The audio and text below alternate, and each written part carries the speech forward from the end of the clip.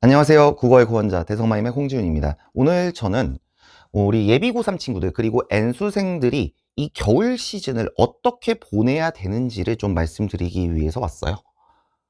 이렇게 써있죠. 시작이 반이다.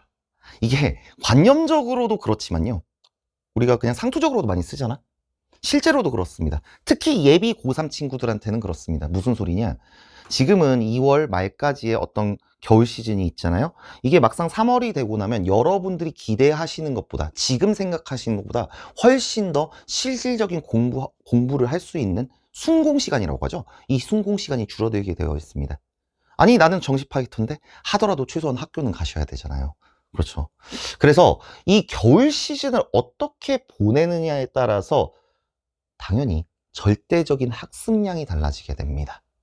그리고 또 생각을 해보면 시작의 방향성이 올바라야 이 속력을 낸다라고 했을 때 목표한 지점에 도달할 수가 있을 겁니다. 이해가 되시죠? 그래서 이 겨울 시즌을 여러분들이 잘 보내셔야 되는데 이 겨울 시즌에 정확히 무엇을 어떻게 해야 되는지 좀 가이드를 드리고자 해요. 학습 목표는 이렇습니다. 질적 측면이 있고요. 양적 측면이 있는데 당연히 동시에 가져가셔야 돼요. 독서가 되든 문학이 되든 지문을 내가 어떻게 접근을 할 것이냐. 그러니까 그냥 읽고 그냥 막 푼다. 그렇게 해서 지금까지 성과가 좋았다면 아무 문제가 없어요. 사실은 그렇잖아. 그런데 내가 지금까지 뭔가 학평을 봤을 때나 혹은 이제 N수생들 기준에서 작년 수능에서 좋은 성과를 거두지 못했어. 그러면 원점에서 돌이켜 보셔야 된다 이 말이야. 내가 지금 텍스트를 읽고 있는데 이것을 내가 어떤 접근 전략을 가지고 읽고 있는지 이런 부분들부터 다시 한번 생각을 해보셔야 돼요. 그리고 문항 접근 전략도 비슷합니다. 기본적으로 우리 친구들이 이렇게 생각을 하거든요. 작품을 잘 읽으면 선지를 쉽게 판단할 수 있다. 지문 내용을 잘 이해하면 선지를 그냥 쉽게 판단할 수 있다. 이건 반은 맞고 반을 틀리거든요. 왜냐면 반을 맞는다는 게 누군가 입장에선 지문 제대로 이해하고 작품의 핵심 내용 완벽하게 이해를 했으면 선지가 뿅뿅뿅 보이겠죠. 근데 누군가의 입장에서는 내가 생각했을 때는 정확히 이해한 것 같은데 사실은 정확히 이해한 게 아닐 수도 있잖아. 그치? 그리고 정확히 이해했다 손친들, 내가 선지를 판단할 때 선지를 오독하거나 혹은 선지를 보면서 다른 이상한 생각을 했다거나 하면 문제를 틀리게 되잖아. 그래서 문항에 대한 접근 전략도 고민해 보실 필요가 있다는 얘기를 하는 겁니다. 당연히 접근 전략들을 확립했다는 것은 수업을 들어서 알았어가 아니라 너 입장에서 강의를 듣는 공부하는 너 입장에서 내가 시험장에서 쓸 수 있어야겠지. 그러기 위해서는 경험치가 확보돼야 돼요. 뭐에 대해서? 평가원 주요 기출문항에 대해서요. 그래서 우리는 쉽게 얘기하면 이런 거죠. 질적 측면은 방향성의 측면이고, 그지? 양적 측면은 속력의 측면이다. 이렇게 생각을 해보시면 되겠습니다. 그래서 이 둘 다를 갖춰가기 위해서 우리는 겨울 시즌을 보내야 된다. 이렇게 이해를 해주시면 돼요. 자, 그럼 구체적으로 영역별로 살펴볼 텐데 독서는 당연히 한 문장을 보면서 내가 어떤 생각을 해야 마땅한지를 일단 확실하게 알아두셔야 됩니다. 더 나아가서는 하나의 글이 있다라고 했을 때 그 글이 기술 지문이든 과학 지문이든 인문 지문이든 어쨌든 글은 글이잖아. 이 글을 내가 어떻게 대해야 되느냐. 그러니까 우리가 소위 얘기해서 글의 핵심 내용을 잡아내야 되는데 그 글을 통해서 필자가 하고 싶은 얘기를 잡아내야 되는데 어떻게 하면 그것을 실전에서 잘 잡아낼 수 있을 것이냐에 대한 관점을 확립할 필요가 있다는 얘기지. 그 다음 선지 판단의 태도는 무슨 뜻이냐. 여러분들이 특히 이제 예비 고3들은 그런 경우가 상당히 많은데요. 학평을 보게 되면 이게 지문 내용이 잘 이해가 안 가더라도 선지, 개별 선지들을 보면서 막 눈을 굴리다 보면 어떻게든 풀리는 경험들을 해보셨을 겁니다. 근데 그게 습관이 되면요. 실제 평가원에 들어가게 되면 6평이 됐든 9평이 됐든 더 나가서 수능이 됐든 무슨 일이 벌어지냐. 선지를 읽었어. 그리고 뭔가 발췌독을 하고 싶어. 그래서 눈을 지문으로 굴렸어. 근데 뭔가 근거가 안 보이게 되는 경험을 하실 가능성이 매우 큽니다. 당연히 근거가 보여서 판단을 할지라도 시간이 소요가 되겠지. 그래서 선지를 내가 어떤 태도로 봐야 되느냐, 그리고 판단을 한다는 게 무엇이냐에 대한 정확한 관점이 필요합니다. 자, 문학은 어떻습니까? 기본적으로 장르별로 우리가 머릿속에 넣어야 되는 실전 개념이라는 게 있어요. 실전 개념이 뭘까요? 이를테면 현대시에서 개념이라고 했을 때는 뭐 화자, 대상, 뭐 이런 얘기일 거예요. 그쵸? 혹은 표현상 특징들. 그죠? 근데 그것만 알았다라고 했을 때 실제 수능 시험장에서 내가 그 개념을 적절히 활용할 수 있을 것이냐? 누군가는 될 수 있겠지만 대부분의 학생은 내신에서 학교에서 배운 거 따로, 그리고 문제풀이 할 때는 고려하지 못하고 이렇게 되거든. 그래서 실전 개념이라는 걸 확보할 필요가 있어요.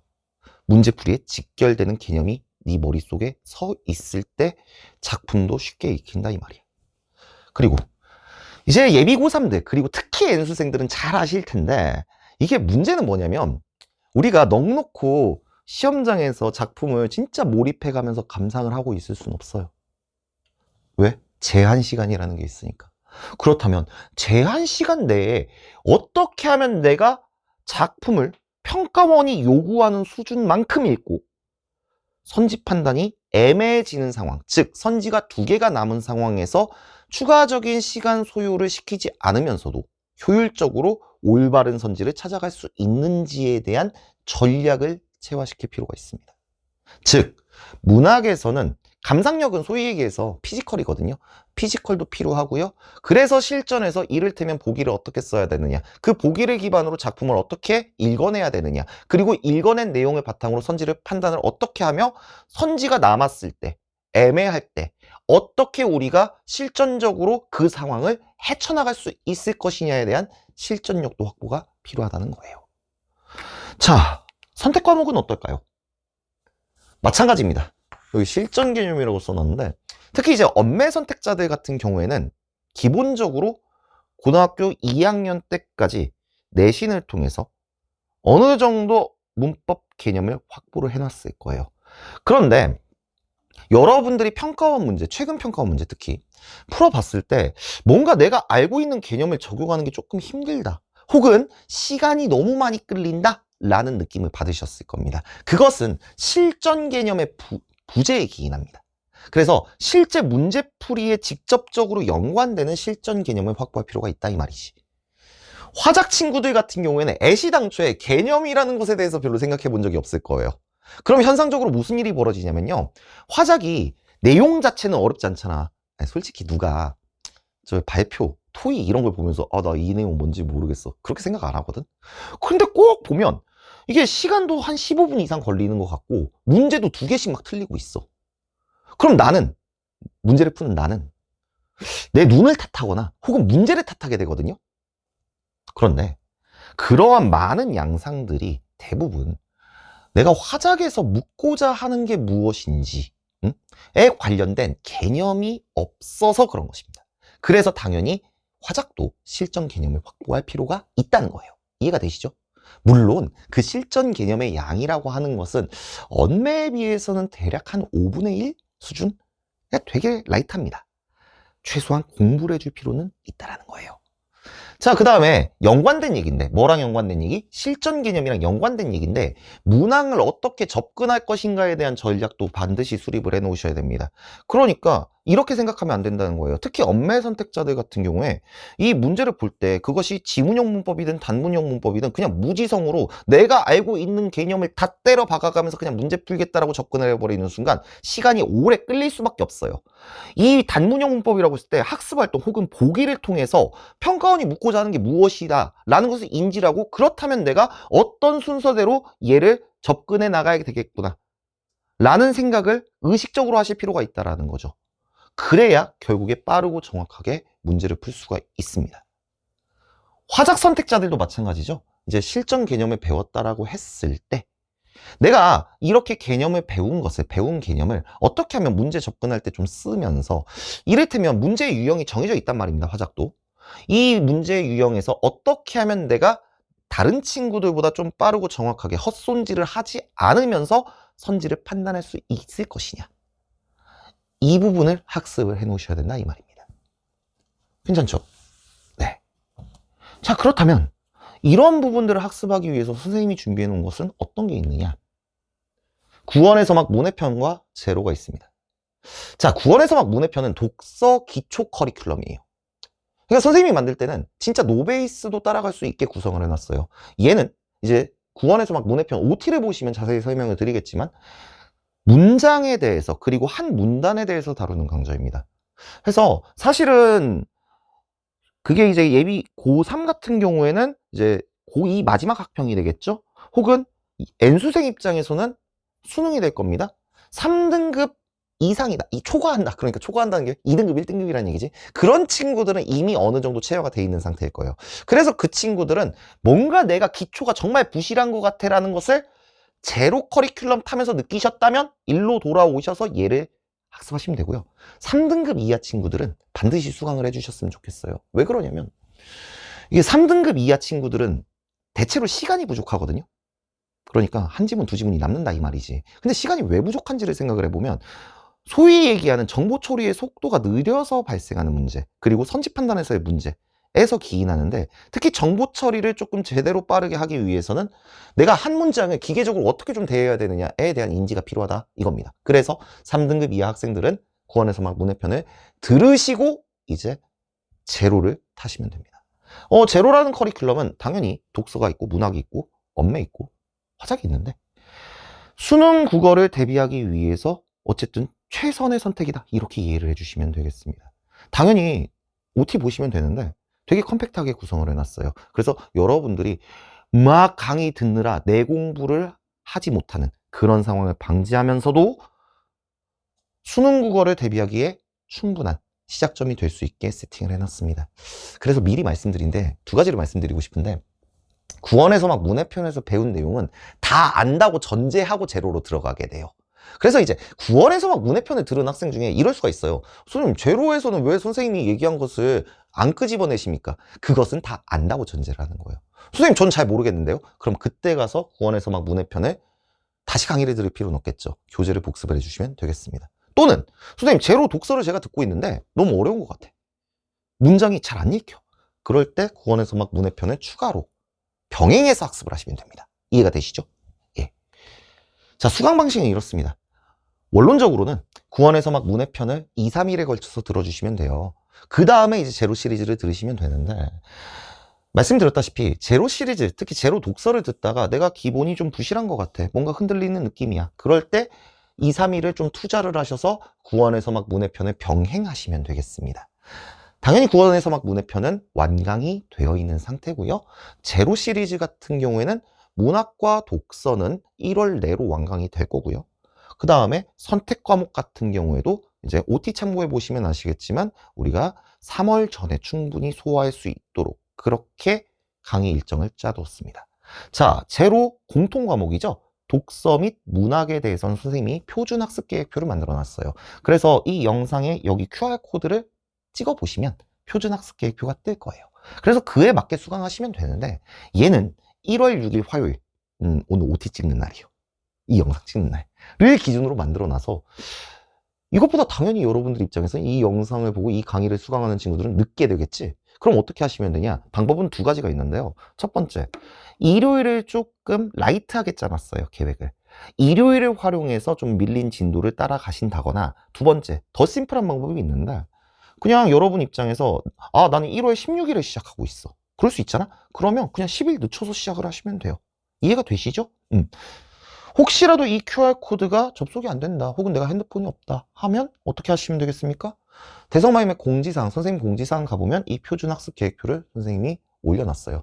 이 표준학습 계획표는 제가 MBTI가 J거든요. 예. ESTJ예요. 그래서 제가 직접 작성을 한 거니까 좀 믿고 따라오셔도 될 것 같습니다. 이해가 되시죠? 자, 제가 마지막으로 드리고 싶은 말씀이 있어요. 그건 뭐냐면, 오늘의 노력이 내일의 재능이 된다예요.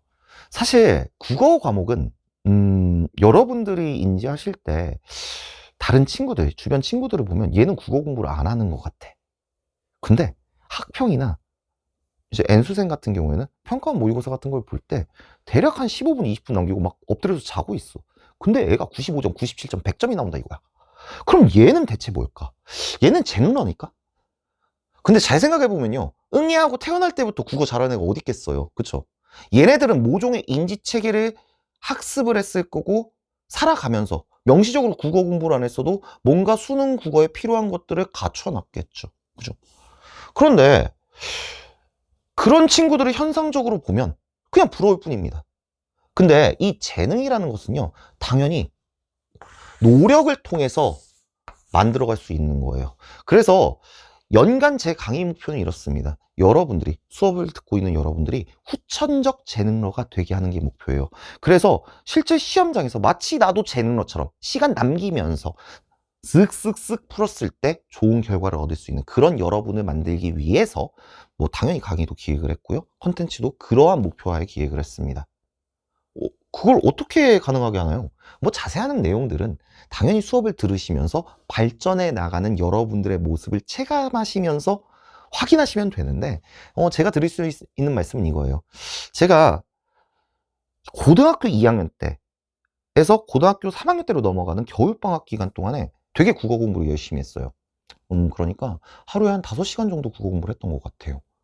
그때까지 있었던 기출들 제 나름 혼자서 분석 열심히 하고요. 뭐 당연히 당시에도 인강이 있었습니다. 인강 듣고요. 현대시, 고전시가 당시엔 연계가 없었거든요.